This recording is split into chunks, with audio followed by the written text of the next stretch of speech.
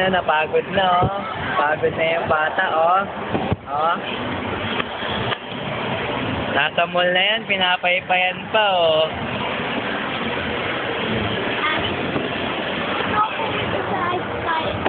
Hindi nga pwede doon, mahal. Si Mami. Oh, ayan, oh. Oh. Busy pa yung baby dumede, eh.